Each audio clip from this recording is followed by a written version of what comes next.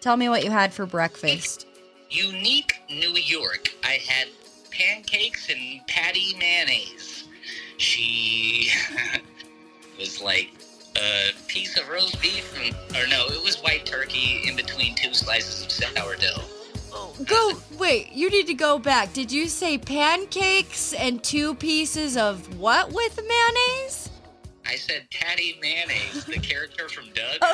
Okay. I was like, what the fuck are you eating? I was saying roast beef, but then I'm full of shit too. I did not have that for breakfast. You know what I had? I had the most fucking, I don't want to get negative at the beginning, so just don't ask me that. And I had. Okay.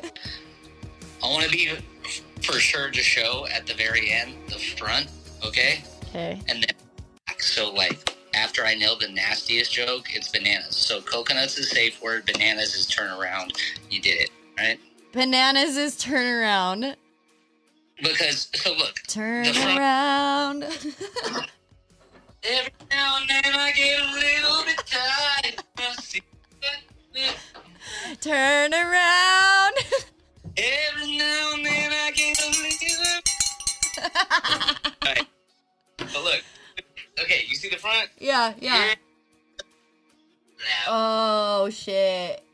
A bit of the joke that I'm gonna try to make tonight. You know, we'll see how it works. I don't know. This is my first time in a while on a public forum. I'll have you know, this is my first time being recorded. Well, on this kind of platform, you know.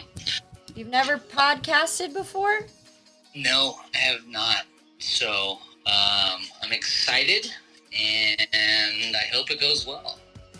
Oh. So, you, Savvy. I don't really... Savvy, it always goes well. I'm the director. I am the captain of the ship. I will not steer you wrong. I feel safe in your arms, Captain. Aye. Aye. And I'm not like the fucked up captain from the Titanic. I will pay attention. I will not let this boat sink, okay? All right. Coconuts. Yeah, just yell at me. Okay, we're gonna roll with it. I'm gonna start playing this theme song, and then we'll just dive in.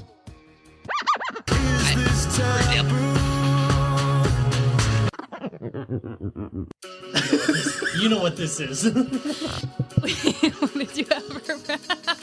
What color are your underwear? I'm trying to crass and let inappropriate. you hear, but It's that's your not trippy gonna hippie work. Alicia jumping on the mic from good old Utah. Fuck. Danielle, I'm starting to feel this shit. Welcome. To Hard Talks. Seduction. Where the talks are really hard. I thought this was Flaccid Talks. This shit sounds deep. Ring. Ooh, This is Hard Talks. Hard Hard Talks. Hard Talks. You're listening to Hard Talks with a blonde and a hippie. Brought here by Hard Talk Production.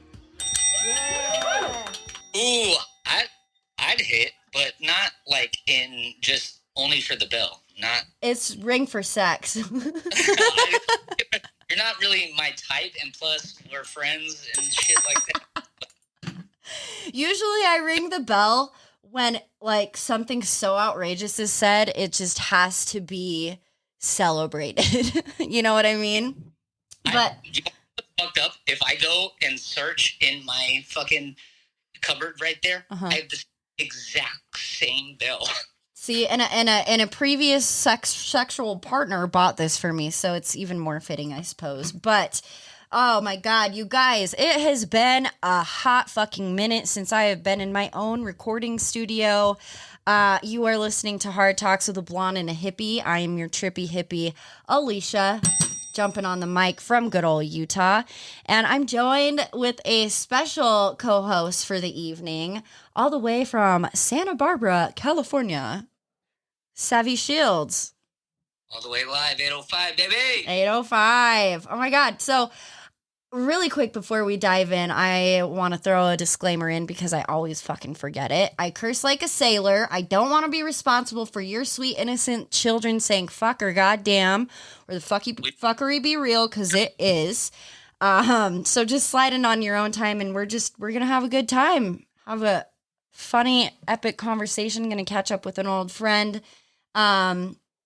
But a little context, right? So I took a month off from recording.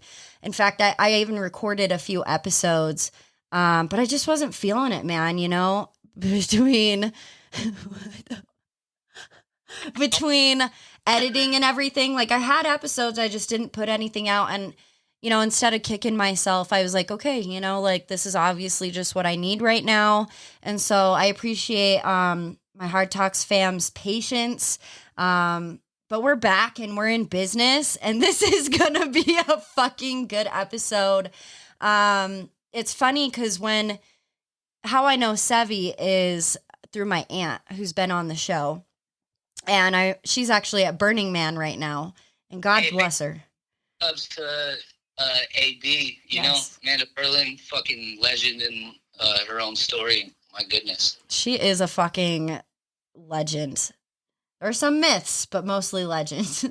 But I was in the salon when you called, and I had just finished telling her, I was like, you know, I think I'm done with the podcast. And I mentioned this to a few people, and everyone had the same reaction. They're like, you cannot fucking quit. This is your baby. I've invested hundreds of hours and dollars into this, thousands, but like literally, I was just like, you know, like, I'm burnt out. I'm forgetting why I started. And so I've been doing a lot of meditation lately and just trying to get back to my roots and ground myself. And that's been really helpful. And then you call while she's in the salon, and I'm like, oh, dude, it's been forever. And straight the fuck up, you were like, when am I going to be on this podcast, Alicia? And Amanda turns to me with this look, and she's like, oh shit, dude, it could not have been better timing, truly. So I just want to catch up with you and share some laughs. So you have been like great friends with my aunt for forever. So I think when I first met you, I was probably like 12 years old. Yeah. I remember the first time. In fact, it was the downstairs basement of that place up in what do you call North Salt Lake? I'm the worst. No, it wasn't Sugar House area, but it was kind of by Liberty Park. No. Are you sure? Maybe not. I don't know. I'm all the way up in Ogden. I don't make my way down to. That's the thing. It was my first memory was like closer to Ogden. What do you call before Ogden? Riverdale. I swear, I thought Riverdale, Ogden. Before that's Roy. Then Layton. Now, where did your auntie hold the house down for her auntie? For our grandparents. So that was in Ogden, and my great grandparents only lived like a couple blocks away from where I bought my house now. So house under A. Yeah, I bought myself a house a couple years ago when I was working for the Air Force. And now I'm not working for the Air Force anymore. Yep. For him, folks. No. Well, so I bought a dog. Well, I didn't even buy a dog. Like, I saved a dog yesterday. And Saved one. No good deed goes unpunished. She is like the cutest, most mellow fucking puppy I've ever encountered in my life. And she chose me, right? So I kind of saved her from this precarious situation. And I mean, I won't go into detail there because anyway. Why would?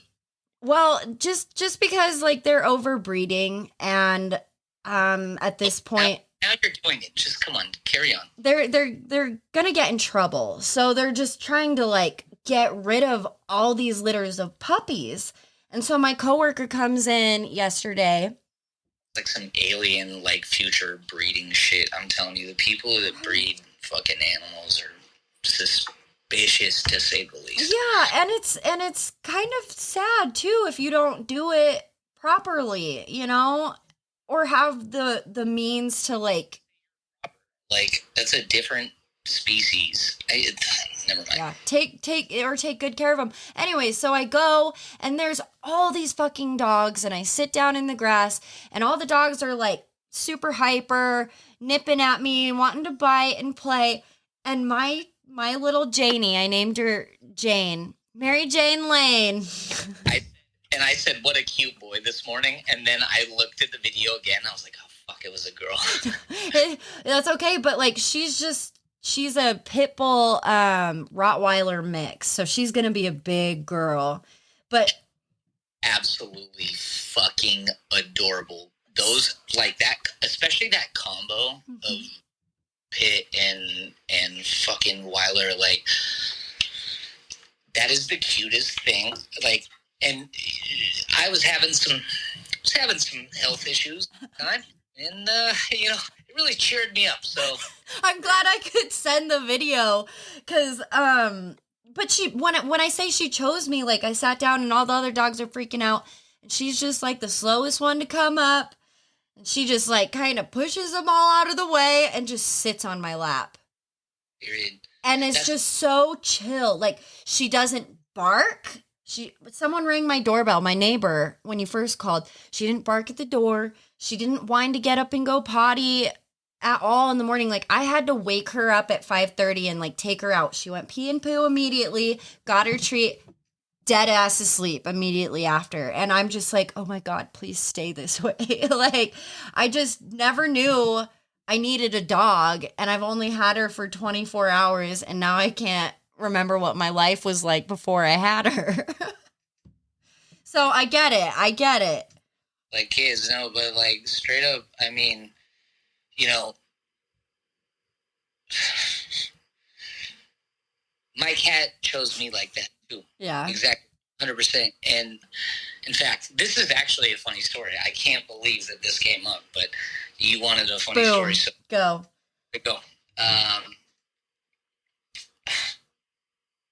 I'm a father. My son will be 3 in about a week. He was born 9/9/19. That's amazing. And his name is Kingston, and he's fucking amazing.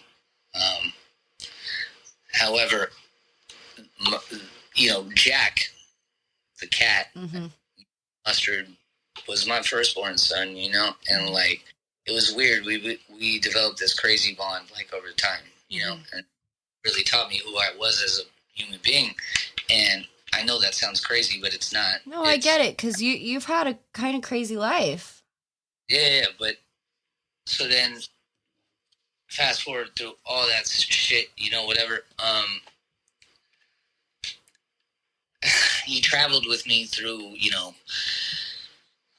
snow and sleet and rocky oceans and trial and tribulation and adversity to the nth percent, you know, and eventually we landed back in Santa Barbara, this is my 4th time moving back here, and I absolutely love this place. Don't tell anyone about it. It's the worst. Nobody moved there, okay? We're prisoners. We're getting lashings 10 times a day. It's awful. Do not come here. Yeah, do not come here. Do not come to Utah either, please. It's horrible. The religious folks, they make you wear funny underwear, and they fuck you in your mouth. It's fucking hideous here in Utah. Do not come here. There's no landscape. There's no diversity.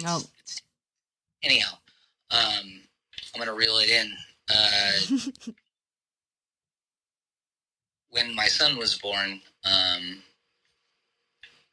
first thing, you know, that I was told was, you know, because my doctor is like this really cool hippie lady. She's fucking, shout out Melissa Drake. Yeah. Coolest, best birth doctor, like, ever. Like, so my wife at the time had low blood platelets, and it was very, like, high risk pregnancy and, like, very sketchy thing, which I didn't even really existed until I became a fucking pops with, like, my cat, you know what I mean? And then, like, I was so immature at the time, man, for real. Like, however, so anyways, this whole thing happens, and, you know, says, okay, like, if everything goes well, then you get the fucking, so they give you, like, you had a child, they give you like An epidural? No, not that. No. The head, like the stocking cap, man. Oh, yeah. Okay. Every kid that's born, if he's born right, unless he has to wear one of those fucked up styrofoam helmets. God bless the kids that do. Mm-hmm. No offense to them, but that shit. So you came out cone-headed. Y'all ever seen the movie with Dan Aykroyd? That shit is funny. However, but I'm just saying that it was crazy, and during that process, like I literally watched. It doesn't matter.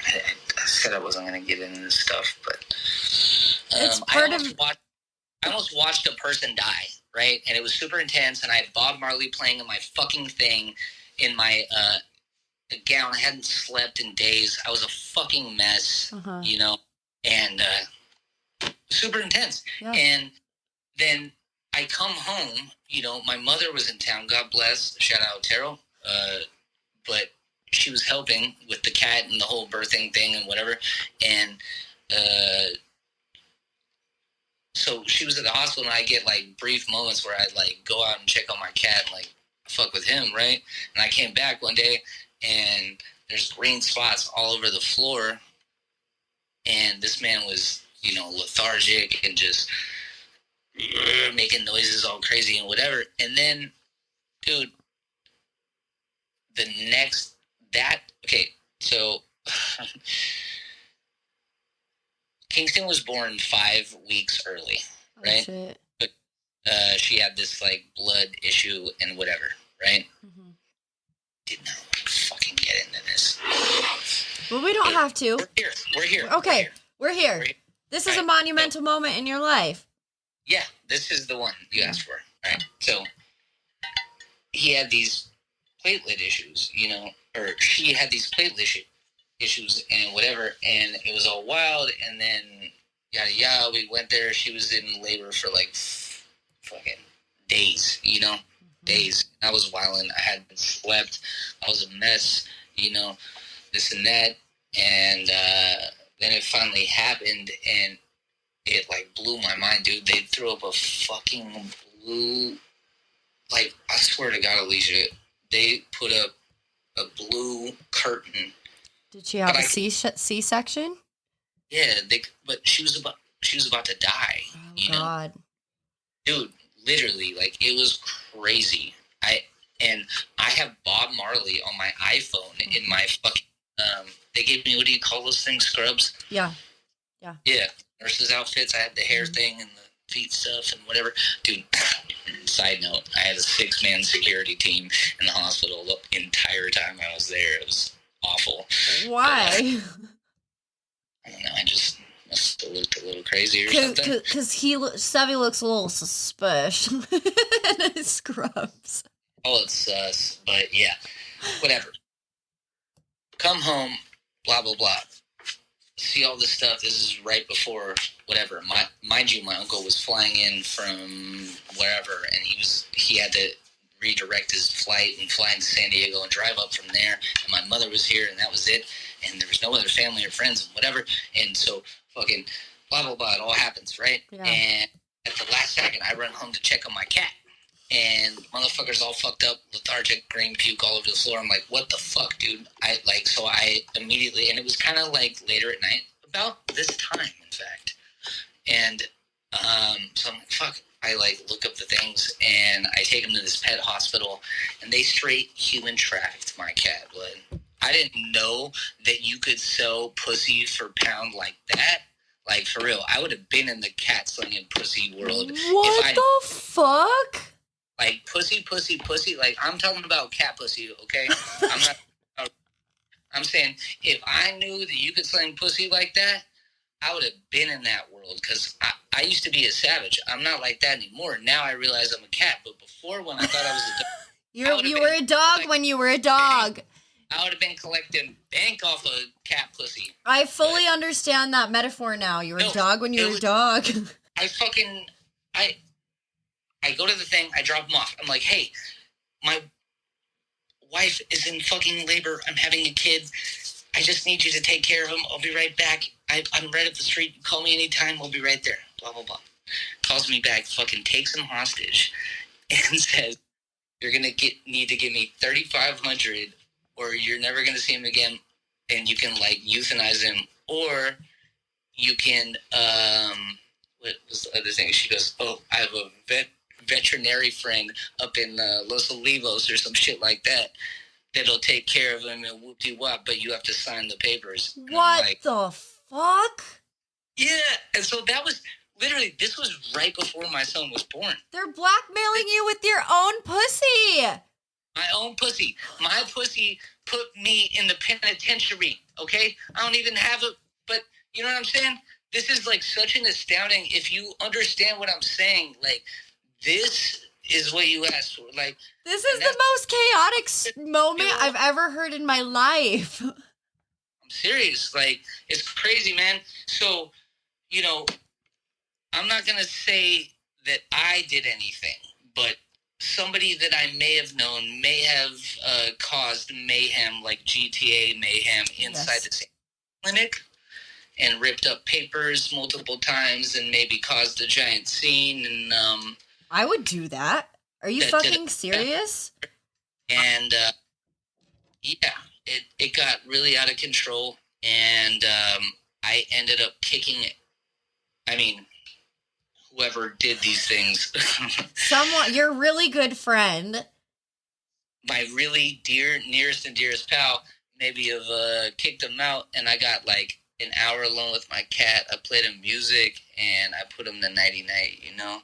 And then I got my son, and my cat told me in that moment that I was a cat, and he gave his life for my son. And because, you know, like I said, with the cap, right? Like with the baby cap. So he had already gotten the cap, and he knew that the baby was coming and stuff, and he was very excited, and he would have been the biggest, you know, the bestest big brother. And I was so excited for that. And I lost one and got one, and my son is the greatest thing that's ever happened to me. God damn it. So I have a question.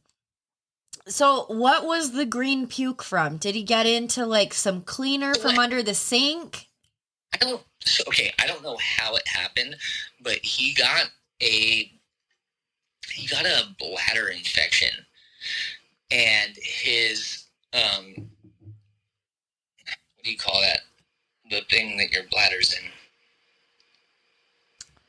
The thing that the bladder is in. No, seriously. I'm like, I don't know the answer to that one. Whatever. It doesn't matter. He got an infection, right? Mm-hmm. And essentially what happened is the tube got blocked. The urethra. So his urethra. But that wasn't. I don't know. It doesn't matter. It's essentially that, right? So his whatever got blocked, and then his. Oh yeah, I think it was his urethra, and then his whatever swelled up to the size of like whatever, and so then it was coming out every other way, and then it was fucked. And then, but you know, side note, after my son was born, I went on a Liam Neeson mission to try to like take him back. Dude, I went up to like all these surrounding towns. I was checking all the like Craigslist, and like I checked all the like animal shelters and like blah blah blah blah blah, you know, like trying to get my son. I'm like, dude, I know he's fucking alive, you know, whatever. But the weirdest thing was, fuck all that, like, is that he literally looked me in the eye and said thank you, and passed away. He did pass away. Yeah, and I just but it was and so the weirdest part is, so then I get the call that she's in stage whatever. It means that she's ready to push, or well, no, she had a C-section, so they're cutting her. Cutting her. She's going into the OR. 911, you need to get here now. So then that's when that happened, right? So then all this shit happens, and I didn't tell anyone. My mother was here, but then my uncle came right after he was born, and then it was just me, and I didn't want to fucking tell anyone. I almost watched her die, and then I killed my son, you know, and then I got a new Your cat son, just for the listeners to be clear. Like, I don't know, man. That was... Dude, there is some fucking crazy, like, paradynamics going on in that whole moment, like, right? Like, it's like your cat was a metaphor for everything else that was going on, and it's crazy that he prepared you for that moment, kind of. You know what I mean? And fatherhood. I haven't even told you that, like, the shit that he went through. That cat was not a regular cat. Yeah. And he stood with me through some really gangster ass shit. Like, I'm not kidding. Like, Yeah. that's not that. Like, he really was there during a lot of stuff, you know? And cats are smarter than dogs. I'm going to go on record right fucking now. Cats are smarter than dogs. 10 times smarter. I agree. And they're self-sufficient as fuck. They're like fucking aliens. There's a reason why Egyptians 3,000 years ago worshipped the fuck out of cats, okay? They are fucking aliens. I literally feel like it goes back to like that sperm theory or whatever, that, you know, some people think that we were implanted here on Earth, that technically we are aliens because how, you know, anyways, we won't get into conspiracies, but cats are fucking a part of that. They are a different fucking... If you've never, like, look, if you've never caught a cat in the alleyway, like 101. A feral one. Seriously, bro, then you've never lived. Woman, anyone, child, whatever. And you don't know what the fuck we're talking about? Cats are of some otherworldly shit. International gangsta hippie in his wildin' days was catching feral cats in alleyways, motherfuckers. No. Well, yes. Absolutely. Damn, dude, that is a fucking trippy story. And then your son was born, and it's just like, did you eventually go on to tell your wife at the time about the scenario? No, it's like, when do I say it? You know? It's like, fuck, man. Like, my mother didn't know. Like, my uncle didn't know. Like, nobody knew. And, like, my wife at the time, you know, shout out Rita. Sup, Rita? You know, it's fucking awful, you know? Like, he was a part of our community. Like, I'm still in the same spot, man. He used to rip out here. Like, it's crazy, you know? It's crazy to think about. And I didn't want to get into this shit, but sometimes you get into the shit you don't want to get into. But obviously, Sevi, this is something, because we talked about this before we even started recording, like just having an organic conversation. And I even said it, I was like, some of the best things come out. And this is probably something that you subconsciously needed to purge, because this was 3 years ago. Your son is going to be 3 in a week, you said. And it's like, probably something you haven't fully processed or grieved. Yeah. Well, I mean, I do a pretty good job. I've had, it's so weird. I had, like, you know, in the last 4 months, I mean, it's just so much death and whatever. And that's kind of been like, I'm not going to get dark or whatever, but, you know, all my friends are dead, you know, straight up, like, if anyone's listening from Utah, you're not alone. Oh, look, I was born in '87. I spent a lot of time in Salt Lake as a youngster and whatever. And, you know, all my friends are dead, whatever, prison, whatever. But. So can I ask you a question? Shout out Salt Lake City, big time. I choose to live out here because I'm happy and I'm healthy and I love my life, and you know, I miss. I would honestly, but fuck the snow. You know, I would, but fuck the snow. Seriously, like. He loves Utah because it's so shitty. It's so shitty. Don't come here. But let me ask you something. Are you proud of yourself? I'm so fucking proud of myself. It's unfunny. Good. Like, that's the funniest thing I can tell you. I'm so proud of myself. And the weird thing is, like, comedy nowadays, people people get so offended. They get a lot of leeway on things that they say, and then, sometimes it might be politically incorrect. You should have heard me at the fucking bar on was that Monday night for our first date night with our first couple. This is the next part I'm gonna go into. Yeah. But it's like it's lopsided. It's you get these big comedians that have this platform and they have the money to but nobody the weird thing is I'm a comedian on the ground level, right? Mm-hmm. I'm in World War II, and the shit that I say, I'm in the trenches taking grenades. Yeah. I don't have any back fade, but guess what? I can back myself up. And that's a weird thing because oftentimes jokes become conflict. I guess. They are. And, I totally understand that. Comedy has changed so much. I mean, there has been a huge change in North America alone. And I have a lot of listeners all over the country. A lot of people listening in Italy because I have some family and friends out there. So, in Germany, so yeah. So, it's interesting, how the dynamics have changed, right? Because when you start out here, I've wanted to create a platform where it's all inclusive. I love everybody, but it is a comedy show, right? And so you shouldn't have to walk around on eggshells when you're doing a comedy show. And that's something that I feel like I always have to keep on the forefront of my mind because, I don't want to create conflict or I don't want to be offensive, but at the same time. Here's my question. Yeah. Would you piss off your friends or family to stick up for that concept? Yeah, today? I do all the time. Yeah, that's what I'm talking about, sister. All the fucking time. I get a badass rap. The thing is, okay, look, I live in Santa Barbara. People, I live at 2832 State Street, 105.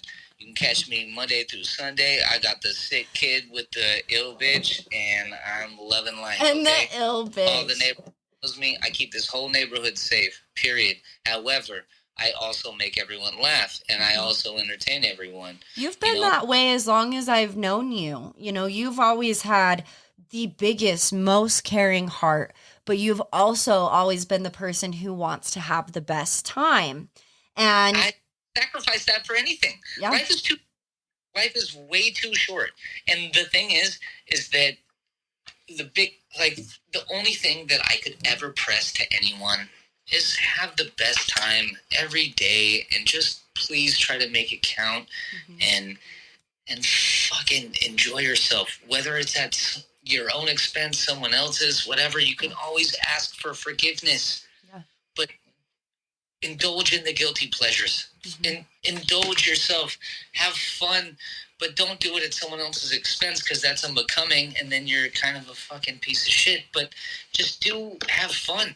And you do it with tact, friends. Do it with tact. And I want to piggyback on that, right? Because that's something that I've struggled with in the past, and I'm not going to go into this in depth or get too deep or dark, but we battle with addiction, right? Sometimes there is a fine line between having the best fucking time, but there's a difference between living your best life and numbing the fuck out, right? So I invite you guys to really look inside yourselves, get to fucking know yourselves. You are the fucking experience, right? That's the only thing you need to do. Yeah. Look, it's the difference between using and abusing drugs. I'm a drug advocate 24/7. I'm a recovered heroin addict. Hey, I got mad years, yo. Yep. I'm so fucking proud of you. Yeah, you know what I mean? However, I'm a drug fucking advocate. Use them, don't abuse them, baby. And that's such an important thing to kind of, I can't think of the word that I'm trying to think of, but to continue on with that, that's what I'm saying is like to really like know yourself when you do go to have a good time. It's not to put off whatever you're dealing with or your past demons or whatever you're going through. It's to And really you fucking go out. If you got that, then you don't go out. You keep your ass home and you don't fucking go out. Thank you. Hey, look, podcast, I'll have you know, I'm the motherfucking number one bartender in the country. Period. Ends of story. Hands down. Fidnack. All right? Bet. I promise you. Santa Barbara, California, Mulligan's Cafe. Slide through. Come and see me. Pull up and bring the drama with your mom. But, however, alcohol is the worst of the worst. Dude. I'm a bartender, bro. Like, yo, people are foul on alcohol. Like, and here's my theory, right? Here's my theory. That most people are allergic to alcohol. That makes sense to me. It takes a special kind of person. That's the weirdest thing is because I used to be a heroin addict and, you know, whatever, and fucking, I never drank alcohol when I did heroin, you know?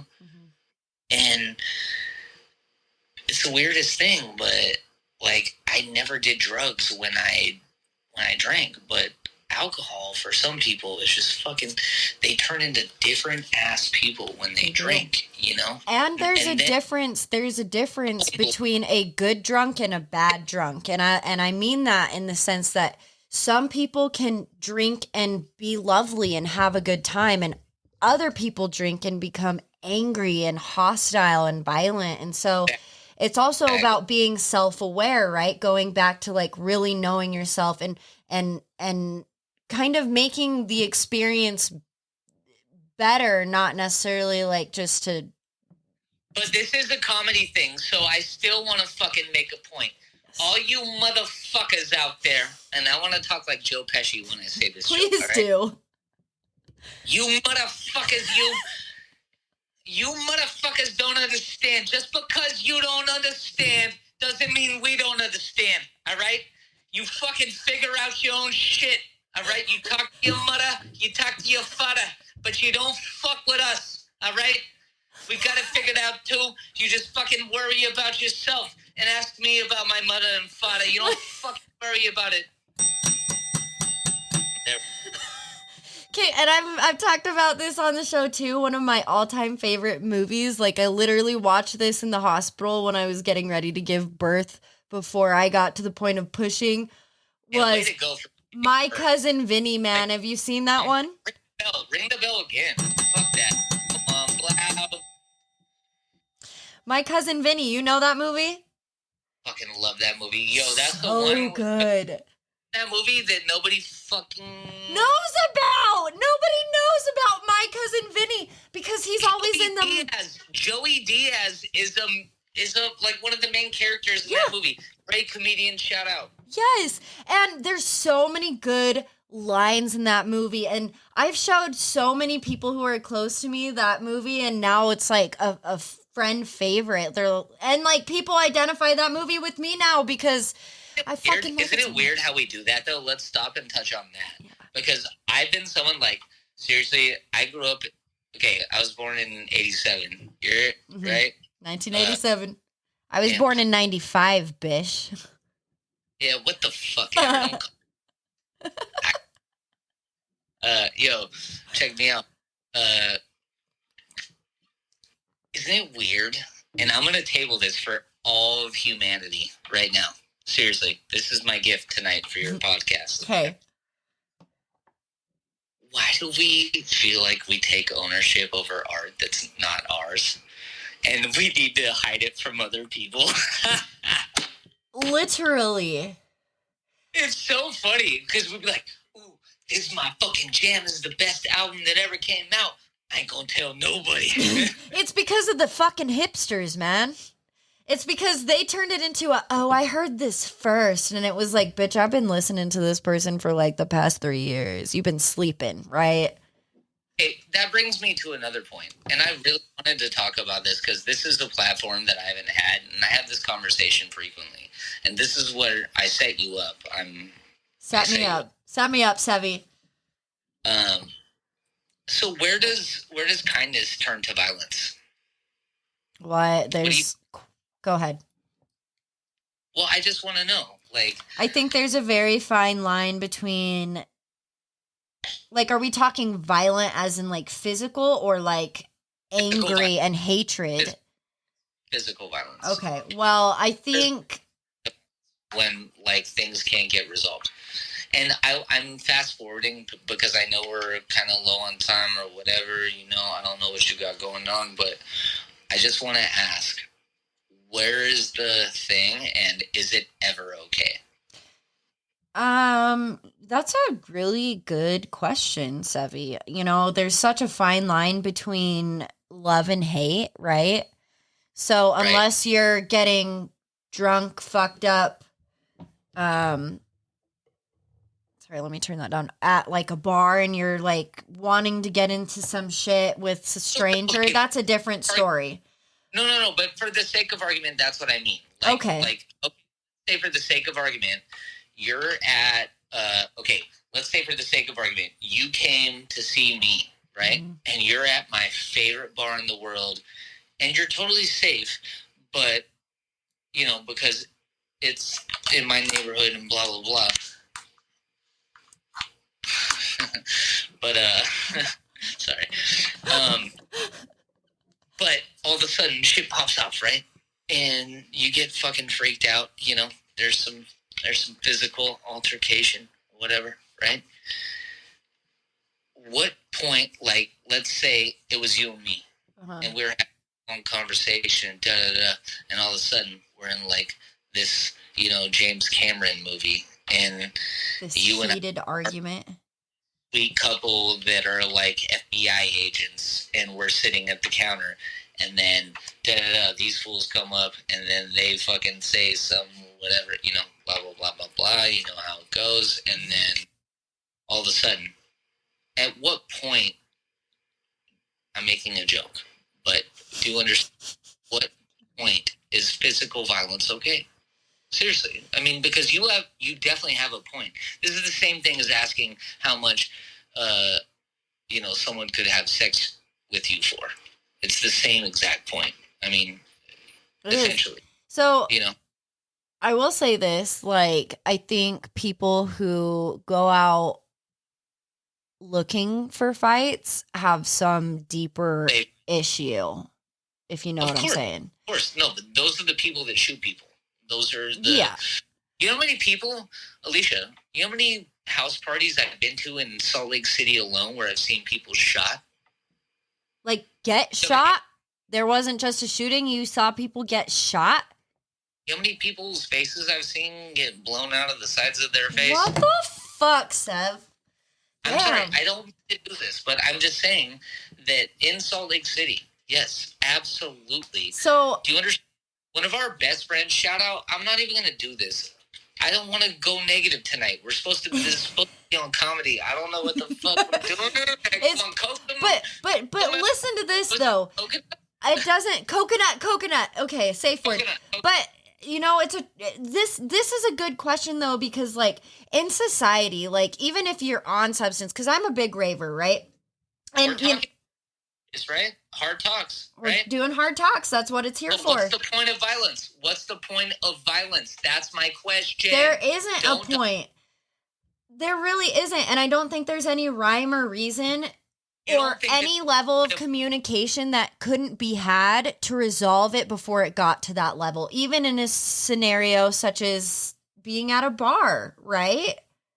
Like, I feel like if you get in a physical altercation in a setting like that, it's either because you are defending yourself, you're either dragged into it, and you have to protect your fucking self and your people, or, you know, like, you're looking to just stir some shit up. Yeah. Because you're obviously dealing with something far more serious in your own personal life. And but you know what, like, as horrible as that is, I'm sorry that you've had to see horrible tragedies such as that, but this year alone there have been over 400 shootings, mass shootings. And it's gotten to the point now statistically that there's more shootings. Dude, do you understand? In Thousand Oaks used to be the safest place in California. That dude who came in there and look, can we talk about something mind unraveling? Come on. Yeah. Let's talk about the benefits of friendship, and let's talk about the fabric of friendship. I'd like to say a few words. Please do. Friendship means the most to me. Friendship is the reason why you're hearing me speak. Friendship is the reason why I'm smiling right now. The reason why I'm a father right now. And I just want to say that, to all my friends, every friend, whatever, man, I fucking love you. I ain't mad at you. I ain't got for you.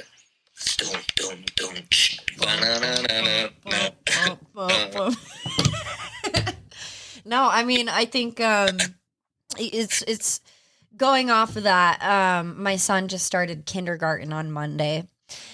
Damn it! How old is he? He's 5. See, that's what I'm saying. And just turned 3, and they're trying to pressure me to put him in school. I'm like, you're fucking crazy. Let them be kids. When they're that little, let them be kids. But on the friendship thing, my son was really excited to go to this school. He got accepted into a charter school, and he actually tested it into first grade. So Elliot, he's 5, and I know. Sorry, go ahead. No, I said I know. I know it's you were talking. I'm just listening. Sorry, I thought you said which kid, because when you brought up the fact that you had, yeah. So I have a 9-year-old also who is adopted. So when you were talking about your adopted stepfather, that's why I was like, oh, that's interesting. I didn't realize that you were adopted yourself, because Amanda and my mom's brother was actually the one to adopt my oldest son. And then after he passed away, they moved to Wyoming. So I do have a 9-year-old out there. Where in Wyoming? Butt fuck middle of nowhere. Butt fuck middle of nowhere. Thank you for saying that. Literally middle of nowhere. Say some shit like that. But so Elliot, he's really nervous to start this new school, and I've been on the fence of starting him in kindergarten or not, because he's so smart, scary smart, that he could go into first grade. And I was like, you know what? I think at this age, I just want to let you be a kid and enjoy this without any added pressure, right? There's already enough added pressure from the rest of the world. That's what I'm saying, man. Yeah. Like, and what the fuck are they gonna teach? Like, if you have, like, the weird thing is, I have the time right now and, like, the space where, like, I can totally do it, and that's what the court, dude, I'm in the middle of this, like, nasty divorce right now. I'm sorry. I've been there. Mine took like 3 years to finally get through. Yeah. And I hope it's not like that for you, because it was wild. It's over. Everything's cool. It's going to be fine. But I'm just saying that, it's just wild, man. Like, the stuff that we do with one another is so foul. And I want to go on, like, line right now and just say, like, how foul this shit is, Mm-hmm. It's like, if you ever had loved somebody, I don't care what they did to you afterwards or whatever, It's like, especially if y'all have kids, like, most importantly, if y'all have kids, do not do that to motherfuckers, you know? And it's because so many people, especially on social media, don't look at the bigger picture, right? Misery loves company. They care about themselves. Yeah. And that's the thing. You're not caring for the kid, so then you shouldn't be a parent. And you know what? I'm starting a goddamn revolution right now. Yeah. I'm saving this for your podcast. Mm-hmm. Is that I'm starting a draft with the DMV, the Department of Motor Vehicles, mm-hmm. and going to regulate and control the birth of children. So, Really? you got to go through us, okay? You got to come and get a license. You got to fill out some paperwork, okay? You got to... That's interesting. Like 16-year-old has to do when they learn how to fucking drive, you know? Yeah. You got to go through a mental health test and fucking, okay, all right, cool. Now you can have a kid. You can get to decide to abort it or not abort it or... Adopt or, yeah. Whatever. Well, so that's interesting. That's really interesting because I say this about marriage, right? It's such a plethora of hoops you have to jump through to get a divorce. But I feel like it should be the opposite, right? To get married, you should have to go through counseling sessions. Even if you're good, you should have to live together for a while. My dad married us on the beach. Yeah, and then like if you want to get a divorce, if you guys are toxic or volatile, you should just be able to get a divorce. No, but do you know how much that cost? Thousands. You know how much divorce costs? This is a fact. Blood, I'm absolutely in the middle of this, right? Do you understand how much a divorce costs compared to a marriage? A marriage costs $50. Podcasters, listen to this. I'm in the state of California, in probably one of the richest cities in the fucking world. Yeah? Yeah, you know what I mean? However, a divorce out here is at least $5,000. Period. My divorce cost me as much as a DUI, $10,000. No. Not like any which way. That doesn't include like whatever. Like okay. Just, I'm saying like to actually get it done because somehow, for some reason, you can go to the fucking thing in a day, right? And you can get a goddamn... Get married in the court, yeah. Get your dad, get you fucking, all hooked up. But you can't go and get a divorce in the same day? Yeah. It's so weird. It's like literally $50, blah, blah, blah. On the back end, no. Well, and divorce is just so hard too because there's still so much emotion that drives people, right? So I know a lot of people who have gone through divorce for years and they just don't want to quit and they've spent hundreds of thousands of dollars. And I'm like, well, what's the point at this? Like, what about the kids? So that's why I mentioned that with your revelation or revolution, is I think that's a really good idea. I think before people have children, they should really fucking have to go through or at least have a psychological test. A psychological test, and it's not just some 21 dumb shit you can cheat off at the DMV. I'm talking like you need to sit down with somebody who's like just chill. Who's like, hey, how you doing today? Seriously, and just let them talk. So this is a little tangent, but this made me think of this. What? Here. I gotta say something else too. Okay. I gotta shout out golf. I never get a platform. Golf?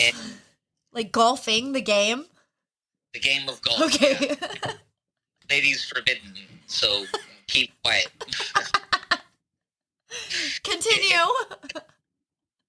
What do you have to say about golf? Were we just shouting it out? No, I'm saying that golf is life. Golf is life. Golfer. I was named after a golfer, and my grandfather was a golfer and whatnot. But are you a golfer? Yeah, I've been since I was 3. Right and on. For my son's 3rd birthday, I got him golf clubs. I love that. I've been my sweet love, who I've shared my real transformation with and power and everything. She's been learning the game of golf for 9 months, and good. She deserves a shout out. Give her a shout out. Big shout out, fucking Alexa. Shout outs to you, Alexa. Ed Jones, whoopty whoop. Yep. Whoop. But it's my sugar, so I love that. I love that for you. But Before I forget, I have to tell you this because this reminded me of this docu-series I just watched. I really like documentaries and whatnot, but I also love music. That has been like my golf since as long as I can remember, you know? Any type of music too, it just moves me. If I have a connection with it, if it makes me feel something, like I love it. What was that? You listen to dancehall? I've never heard of them. Dance hole? It's a dancehall. Dance It's a hall. category of music. It's like Jamaican like reggae music, but it's like a little aggressive. It's like Well, no, I haven't listened to that specific genre, but I will get down to it because, like I said, like I listen to everything, and people get in my car, and I'll start playing my playlist off of Spotify that has like 8,000 songs on it, and you know we'll have a little Frank Sinatra come on, and then a little Motown, and then some fucking EDM, and then some heavy metal screamo, and then I got my fucking Nipsey Hustle and fucking R&B and all that shit come on. And so people are like, yo, I got some whips. But I'm like, yeah, but it's music really is the fabric of my life. And so I started watching this docu-series about Woodstock 99. Have you seen that? fucking weird, man. Did you watch it? Your time, like I was alive right then. I was a little like so. Let's see, I was 10 years old at that time. You would have You been know? 12, 87. Yeah, 12. Oh, I would have been 12. See, I remember seeing that shit and whatever. It doesn't matter. I like, man. But just, there were over 200,000 people at one stage at one point, and it became violent, and it turned into a riot, and females were raped. I mean, just horrible things came from this, right? And there's even MTV filming a mosh pit scene when Limp Bizkit came on at one point, and the commentator goes, oh my God, I feel like I'm watching like Discovery Channel. Let's hope these motherfuckers get kicked in the balls and never breed. And I was just like, oh my God, that is such a valid statement. Some people say that. I remember hearing that. Yeah, some people just should not have children, and those people should recognize it, and that's okay. Well, that's the thing. But you know what's weird about that is like I'm someone who makes love. Mm-hmm. Like I'm a doctor, you know. Mm-hmm. Like I'm a sensual man. I'm a very sensitive man. I cry all the time, and I'm very sincere. You know. Can we talk about that for a second, though? Because I feel like society's expectation, even though our society has changed so much, and like the Me Too movement, etc., like I feel like the expectation of a man is you still have to be hard, and like crying or mental health is like weakness. See, here's the thing: is people aren't hard, and here's the thing. Right. Look, you can be hard. Like, here's the thing, men. I want to tell you this right now. Okay, I'm a bartender. I'm #1 in the world. Yes, number one. Here's some free game for you right now. All right, is that all you got to do is just keep it real with your female and just be yourself and stand up for yourself, but be nice, you know? Yeah. Like, that's all it is. It's just none of that stuff matters. You will always have someone who will fucking look out for you. I promise you. Mm-hmm. Just be yourselves, you know? Yeah. And to all of my younger listeners who shouldn't be listening, if you're insecure, if you aren't sure of where you stand in life at this point, you already know deep down you are unique and wonderful and lovely exactly as you are in this moment. And there's a reason if you're listening to my voice and these words right now, you're meant to hear it. So just be your fucking self. You know, like that. That other shit, man. It's cool. It's fun to play around. You know. Yeah. It's fun to tell jokes. It's fun to be other people. It's fun. Like Halloween is my favorite holiday. Halloween's my favorite holiday too. No, you have no idea. Like, me too. We're decorating in 2 days. Right now, like my fall shit is already out. Like my friend with benefits came over a couple days ago, and he's like, "Why are there pumpkins?" Talk about that. Let's not. I don't talk about that on the podcast anymore because... Dude, it's so funny from my end. It looks so funny because it looks like... I'm sorry, I have terrible eyesight, so it looks like a giant set of balls coming. Right here? Exactly. They're just dangling. We're dangling. I'm so sorry. But can we make vulnerability the new sexy for every human being? I think so. I think that that's the mission, you know? Like, is really that just, like, being yourself and being vulnerable is dope, you know? Your face is cut off. Perfect. That's perfect. Hold on. I think it's possible, too. I think we just need to summit that mountain and, like, get over ego. I think ego and insecurity is what plays into it. No, it's just ego. I mean, and it doesn't matter. Like, people say that's a guy word, and it's not. It's a word, you know? No. For so long, I had to nurture my ego. You know, a lot of years, especially when I was young, 13 to 17, because I was that girl who was pregnant in high school, the girl who gave away her baby. You know, I've gotten every tail end of the worst comments, and I've gotten some of the best. But with that situation, it's just like, I didn't know myself. I didn't know what I stood for. I didn't know what I wanted, what I believed in. And I think once I finally allowed myself to let down that barrier with myself, I was able to really learn how to love myself and accept myself for everything that I was, including my flaws and including those insecurities that I had. And it just made me that much stronger of a person, you know what I mean? And with a little bit of acceptance and a little bit of patience and being gentle to myself, I was able to really grow and transform and accomplish so many things I wanted to out of this life. And so... You know how fucking proactive this woman is? She does a million things in a fucking day. I do. That's why I had to take a mental health break, fam, because, you know, even me, like, even though... We gotta get it together, you know? Yeah, I mean, and it's okay to look at yourself in the mirror and be like, damn, my emotional cup is overflowing.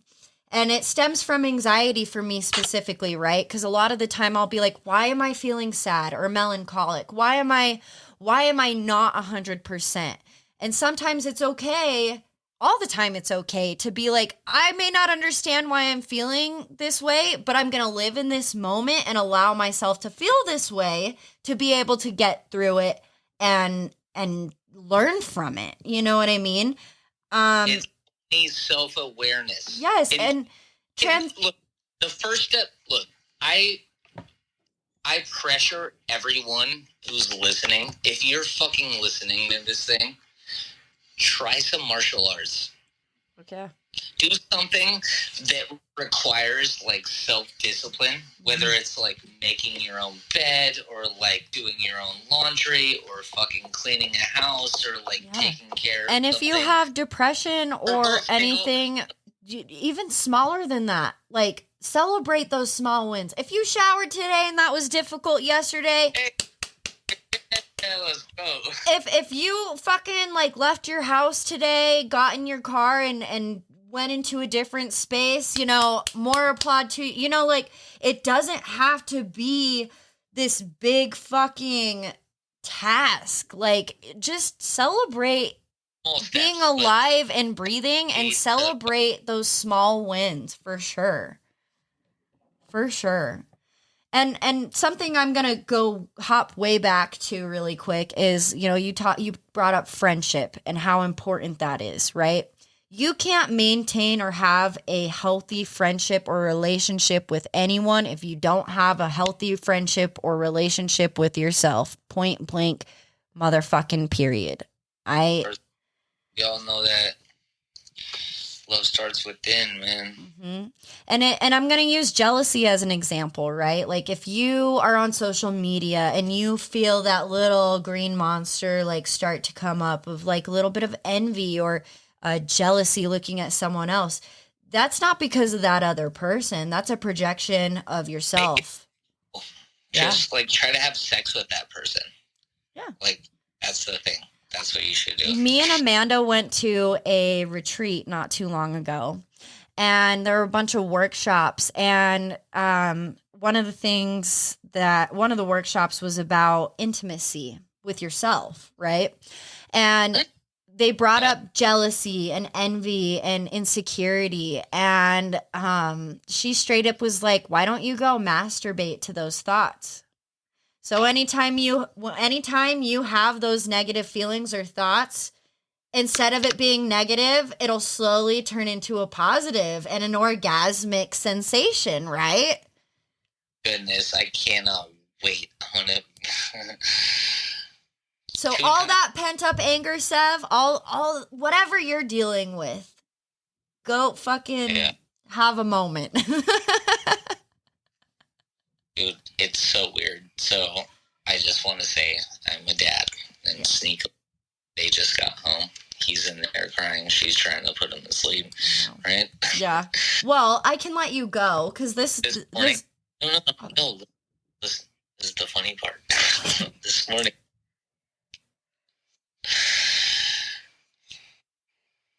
My son have songs. You found what? Go back. He saw us having sex. Oh. I hate to break it to you, but your child's not the only one. Okay. And it like, what do you do at that point? You know? I'm like, what the fuck do you do? You just like, pause. Turn around, just fuck off for a second, you know? We're just having a really heated conversation. Just leave the room for a moment. Daddy.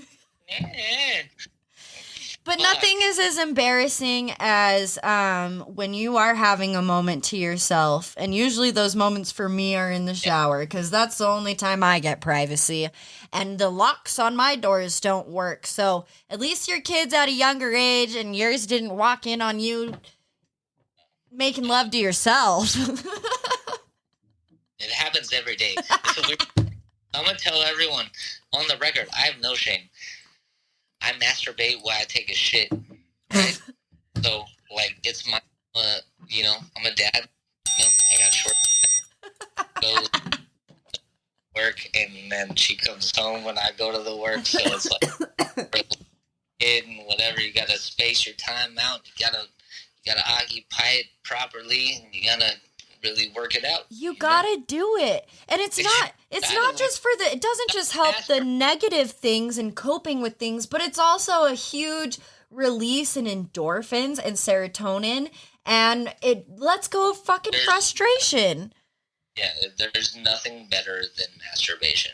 Mm-hmm. I mean, masturbation and mental health go hand in hand, friends. It is not fucking taboo anymore. Boom. Yeah, boom. It's like good sex is hopefully often, but I mean, it's not common. I wouldn't say, you know, like. Well, life gets crazy. Yeah, it's just tough, you know, like. No, I definitely know. I'm a single mom. I literally live with a porn star. She is so hot. It's not even real. She's a fucking model. I fucking love that. And we sex like 3 times a day, but we're psychopaths, you know? Mm-hmm. Well, we are when I get to partake in a life-altering moment, because they can be transporting. Like, good sex can be transporting, truly. But you have to have the right partner. And I don't know.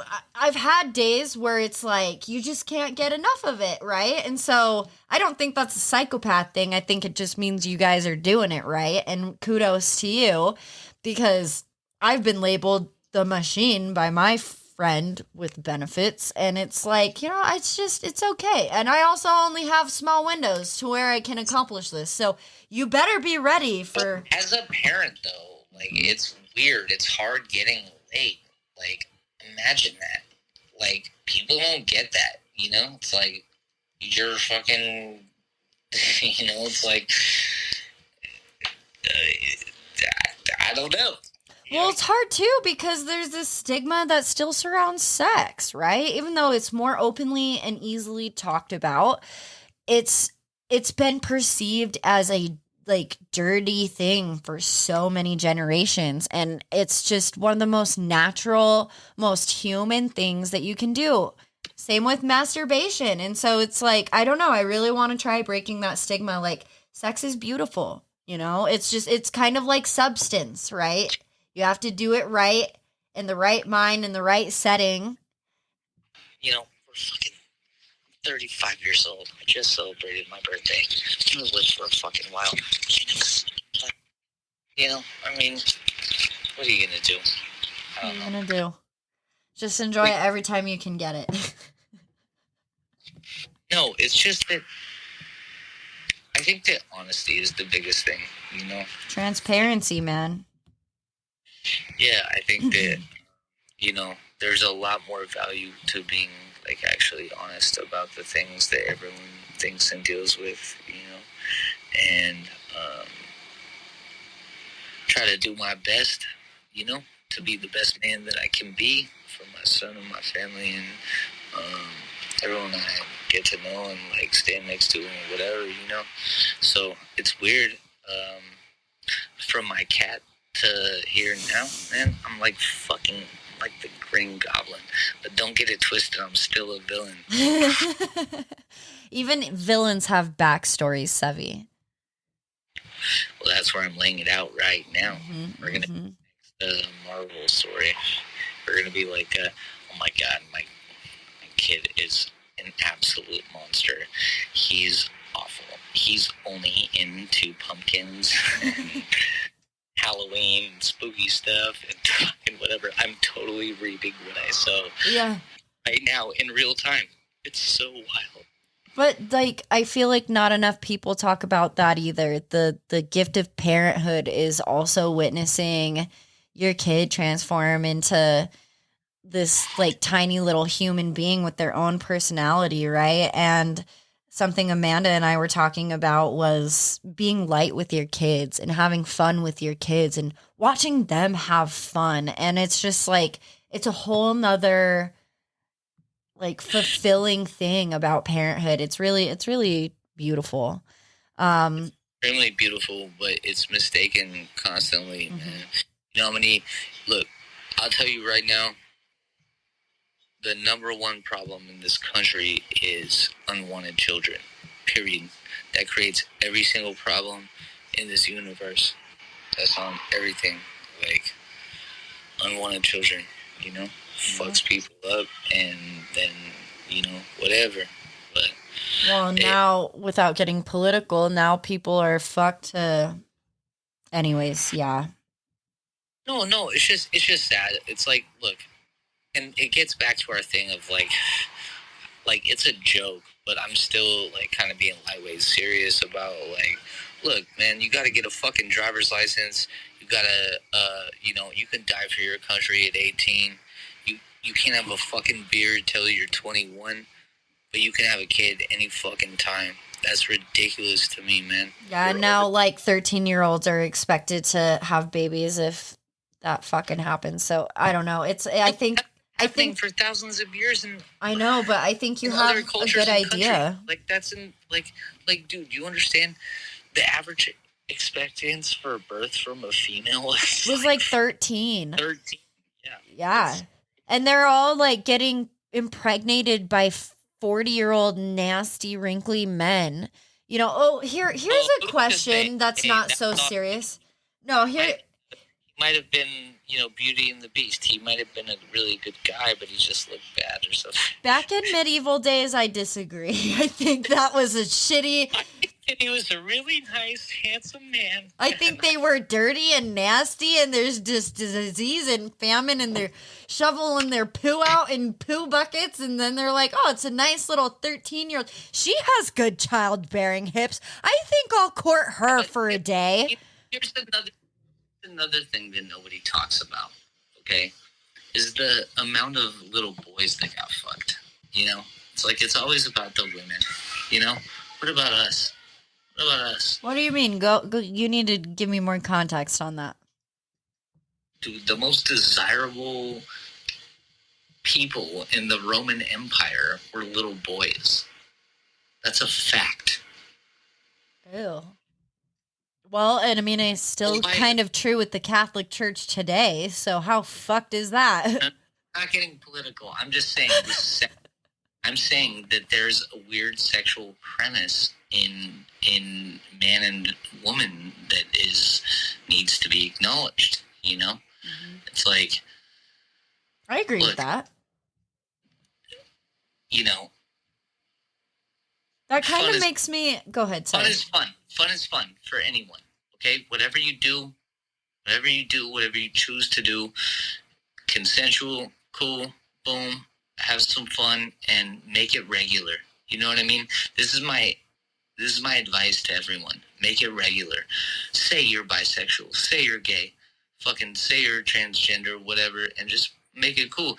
You know, this is another side tangent, and we'll end it here in the next few minutes, but that also reminds me of something that people don't talk about a lot. But like for a lot of my listeners who are not local to Utah, one of the first questions I get is, oh, do you have multiple sister wives or whatever? Like the stigma still holds strong with polygamy, and it is a growing community in southern Utah still to this day. But and she is Mormon. I am not Mormon. She is totally Mormon, and she is the wife of a polygamist. She's doing this from a concrete basement, 23,000 leagues below sea. Yes, that is that. I'm actually chained to this chair right now. And Mary Margaret upstairs, she's been hollering at me down the stairs to wrap this up because our husband, descendant of Brigham Young himself, is calling. It's my night to oblige, if you know what I'm saying. Anyways, my point in bringing that up, was a lot of people are outcasted from the FLDS church or different groups that fall under polygamy because all the young girls are basically given away as property to these older men, these prophets of their church, whereas they will literally shun young men. They're handsome. Yeah, they will literally shun young boys, young attractive males, because the older men don't want competition with the younger boys. And so they're literally just shunned from their family, from their whole belief system, everything that they've ever known at like 15 to 18 years old. And a lot of them, you know, turn to drugs and they're called lost boys by the FLDS church. It's actually very sad. And hey, I'm going on record right now. Fuck the LDS church. Yeah. I would say fuck the institution of religion, but I think it's necessary for a lot of people. Fuck the Catholic Church, fuck the English Church, fuck the... The only one I won't outrightly say is like Buddhism and Taoism. You know, I would say it's... And that's good stuff. I practiced Nichiren Daishonin Buddhism for like multiple years. I actually have a Gohanzen. I'm fucked for that. I think it's Christianity though, man. I think it's fuck Christianity. That's what it comes down to, right? Like Western society. I believe that the other person's wrong. It's like that it takes away from the source of it, right? Right. Well, and something that as I get older, you know, because I've grown up with people who can handle hearing a differing opinion or perspective or belief system, right? And not get irate, angry, or confrontational. And as I've gotten older, like I've come across people who stand by their politics or their religion and will quite literally like curse their loved ones and cast them out of their families and just like look at them as they're dead. And that's wild to me, right? I have a hard time understanding the perspective of someone who can't understand someone else's perspective. But I know we're running on like an hour and a half. So the last thing I want to say, Sev, is... Oh, but I want to say something back to that, because that was the whole point that I brought up earlier. Mm-hmm. What's the point of violence? Right.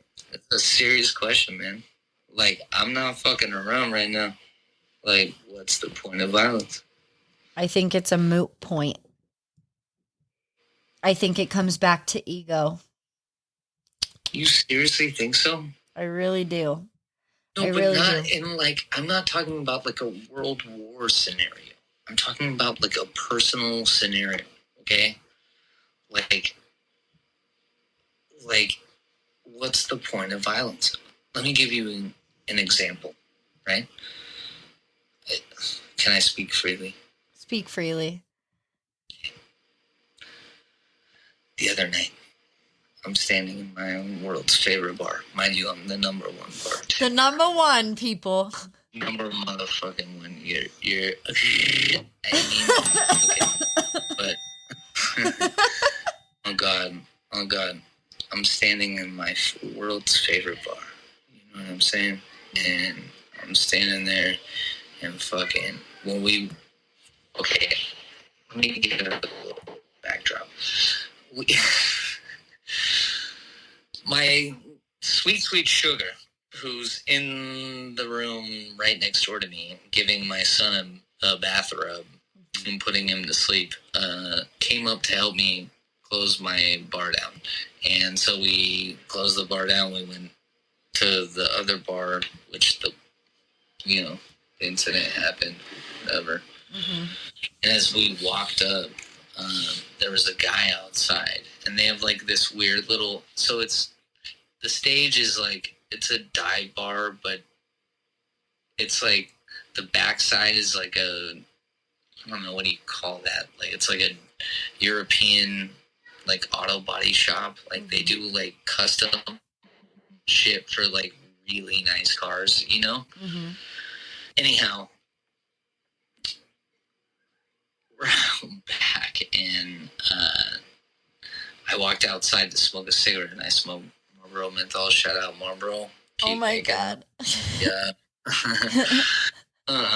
And this motherfucker, like, when we walked in, he was sitting on the outside bench, but I couldn't possibly explain this properly, but he was sitting on this outside bench that is at my favorite bar, and he had an open container, right, which is illegal in the state of California. It's even more illegal in Utah. Yeah, and I'm a bartender, you know what I mean, and like whatever. So anyhow, we walked in, saw that, blah blah, and he was like on the phone yelling, and like he looked like someone shady, right? So like I just left it alone. It's not my spot, whatever. So anyhow, we left, and then we started playing pool, and then my chiquita, My chiquitita. Had my back on like a weird situation. He said something like, I ran up to him on some Mac Dre. Like, he was playing Mac Dre in his car, right? And so I ran up and I was like, I was rapping like the lyrics. And he was like, being your Dapper, bubbly self. blah, blah, blah, blah. You know, like something in common. Yeah. You know? And then all of a sudden, out of nowhere, like I walked away, and then he started getting all hot and whatever. Boom, boom, boom, boom. Like, one thing led to another. This man pulled out a knife. Shut the fuck up. This fucking big, dude. And like chased me inside the bar, and I was like, yo, I'm not doing that, you know? And like I had to grab my woman and stuff and like put her inside, and it's like, you know, that's my like I couldn't believe it, man. See, you know? I think that comes down to he was either on some kind of substance. B, no. He was mental health. like But here's the thing. What's the point? I don't give a fuck about that kid. Yeah. Okay? He was an idiot. He was all tatted up, and he's going to prison or he's going to die soon. God bless him. R.I.P. to Lil Man. I don't know who he is, but shout out Lil Man. Right? Yeah. But, dead ass, like, what's the difference on violence, you know? Like, seriously. Dude, my woman was right there. This man pulled out a knife that was goddamn bigger than my fucking forearm, you know? It's like, what the fuck is that? I think there's no point. I truly don't think that, like, I think, like... What would you do to defend your son? Well, if he pulls out a knife, like... You wouldn't kill somebody to defend your son. I would fucking kill some... Like, okay, Sev, of course... Like, okay, so yes, I don't think there's a point in meaningless violence, but that's what going back to what I said originally, absolutely. I'm a fucking... I fucking carry... I'm a fucking hippie, but this world is goddamn wild. I got a 9mm up in my fucking bedroom in a gun safe, and then I got a bat by every fucking door in my house. Address at 115 South Northwest Street. Yeah. No, and two, like, I got a bat in my fucking trunk too, so no, like, I have no fucking problem defending myself. I've been in fucking fights before. What's the point for you?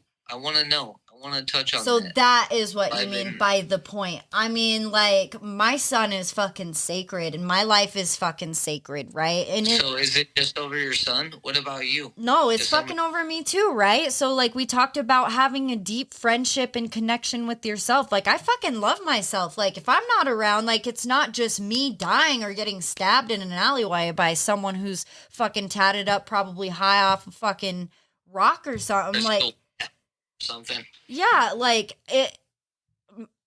Defending my life would be like defending my child's, because if I'm not around, who's gonna take care of my fucking child? No, right. Like, your life is just as important as anyone else you are willing to jump in front of, like, a bullet for. And don't fucking forget that. Sorry. So when I heard the question initially multiple times before, I thought you meant, like, well, what's the point of violence? I'm like, well, there is none. Like, if it's meaningless violence. I wasn't saying that. This story helped with context. That was really sweet. And I really appreciate that. No, dude, like, and I would do the same thing. But, like, if you don't have anything to defend yourself in that situation, like, what else are you going to do? It's not about, like... What I'm saying, it's so peculiar. Like, the world today is so peculiar. And I really wanted to touch on that is, like, what's the point of violence? And, like, what is the point of violence? You know? I think, too, something I want to piggyback onto that is we are in such a weird state, right? Where everyone is trying to create this melting pot of love, free love and acceptance. But then there's something very dark happening on the outskirts where there are those deeply riddled with issues people who will take advantage of any situation, including acceptance and love. And so I feel like people are... Exactly. So that's the point. That's what I'm saying. Is like, dude, this is how tragedies happen. Like, look, all I wanted to plug you with, like, for real, on everything was the Hippie Gangster. You still gotta be tough a little bit too, you know? Yeah. I highly encourage everyone to do your push-ups, eat your Wheaties, do your pull-ups, do your sit-ups, and, like, you know, just take care of yourselves and take care of your family and be nice to people. Mm-hmm. Obviously, the first thing is love and, you know, levity. Like, laughter is the universal language. I don't give a fuck who you are, where you from, Well, and laughter is the best fucking medicine. Period. Is medicine, you know? It's like everybody knows certain shit's funny, you know? No. And I think that's a great thing to end on. I'm really glad that you clarified that, because that's a fucking great point to bring up. And that was a great conversation we just had, right? I mean, and everyone who's listening, like, really, like, think about that scenario. Like, what would you do? What would you do? Seriously, And why? where is the point of violence? Seriously. And I encourage everyone who listens to this to really, truly think about that. If I could do anything, like, what is the point?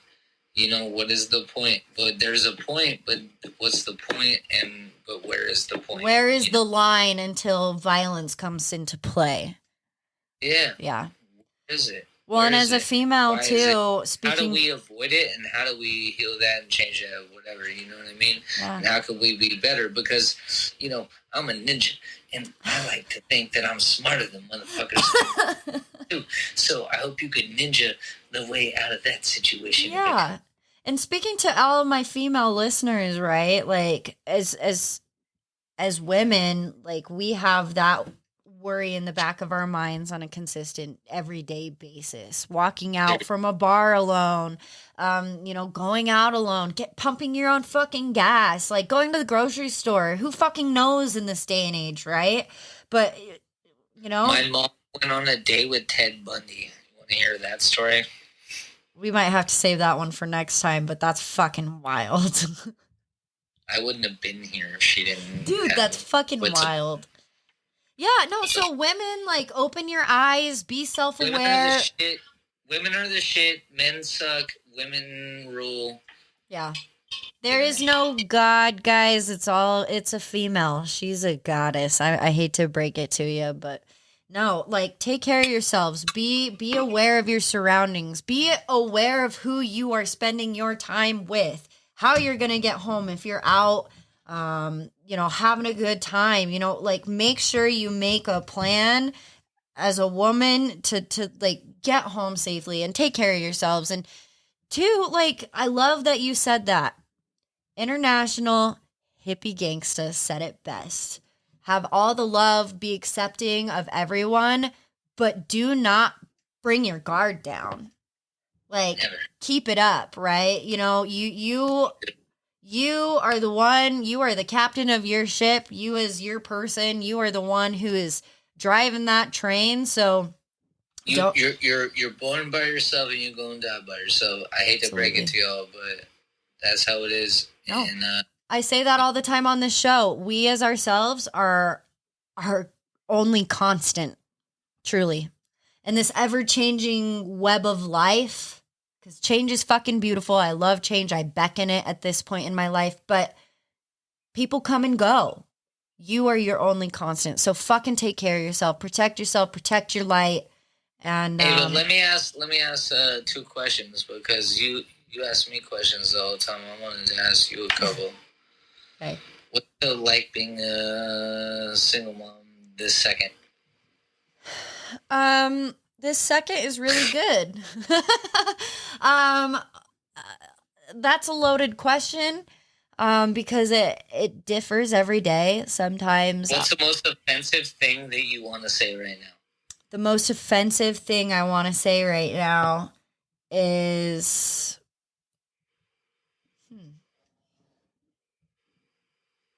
I don't know. Seriously? I really don't. Well, what's the most offensive thing you'd you don't say? have anyone to say fuck you to? No, I don't. I don't carry myself that way anymore.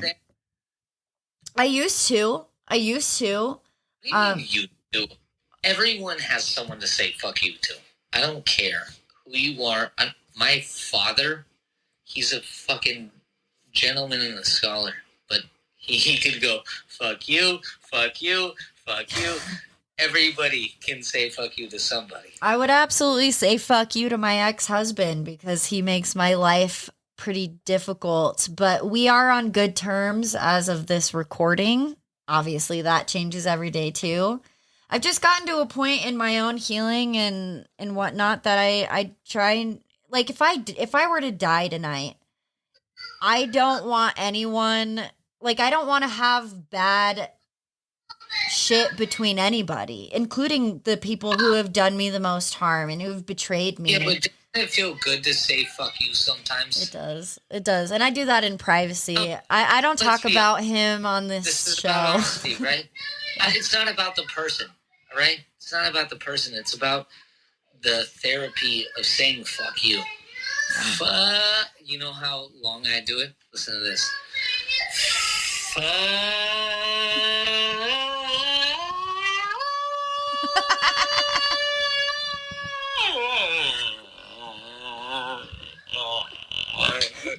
You.